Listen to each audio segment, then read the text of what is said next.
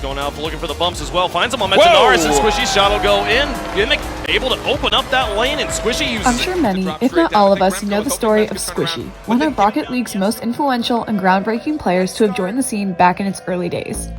For those viewers who have no idea what Rocket League is or who Squishy is, here's a brief rundown of the legend himself. For those who are new to the world of Rocket League, the game came out back in early July of 2015. Its predecessor, supersonic, acrobatic, rocket-powered battle cars, which, just like Rocket League, was played online or locally, used a car to hit a soccer ball 2 or 3 times the size of the vehicle. If you can imagine soccer on wheels, that's pretty much what Rocket League is, with the addition of ceiling shots, boosters, and the fact that it's 3v3. So how did Squishy end up making a name for himself in this community?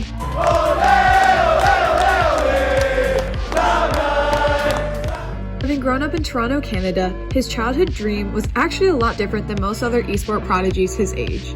Squishy had dreamt of making a name for himself out on the pitch, basking in the glory of his team and fellow players as a long cross was sent from him to his teammates for a game-winning clutch.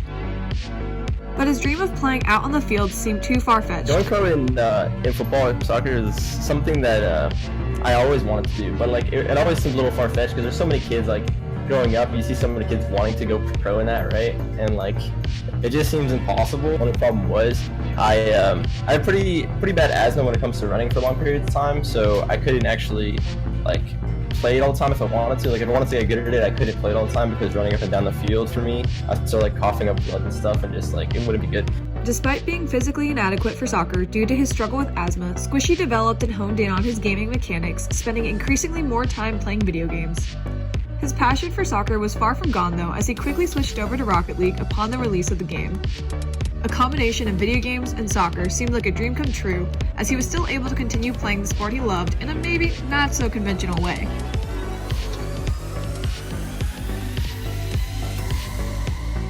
But this new game was exactly what Squishy needed in order to launch himself into the forefront of the Rocket League community.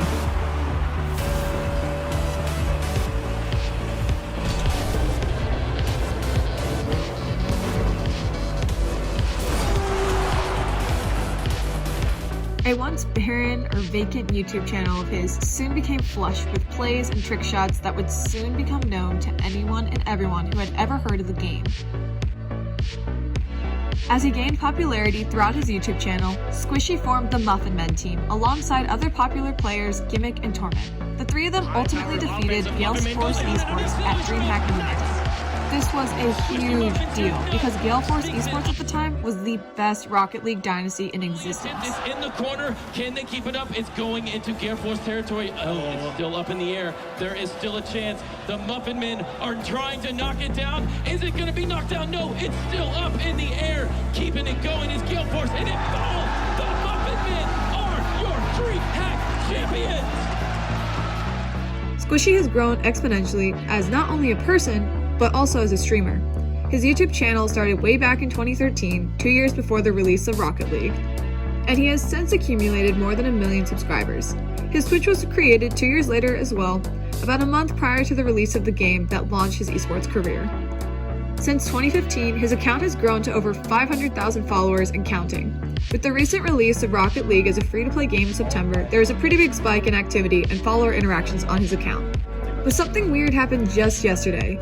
On November 2nd, 2020, Squishy tweeted out this: "Banned from Twitch. Is there anything I can do to fix this?" So, after some investigating, I found a DMCA violation, which is more or less an infringement on the rights of copyrighted music. So, Squishy's account was banned for simply listening to music without owning the rights. The streamer fell victim to Twitch's severe streaming rules and regulations policies about not using copyrighted music on playbacks. Many streamers accredit the original artist when streaming live and will often have their playbacks muted if their content contains copyrighted material. Personally, I feel like the rules are almost too strict. What probably would have worked better would have been a strike system similar to YouTube. Twitch gave access back to Squishy, but after a minor media breakout where many of his fans got #FreeSquishy to trend some on Twitter. Hopefully this will be a lesson for everyone out there wanting to stream. Pay attention to what music you're using, especially if it's copyrighted.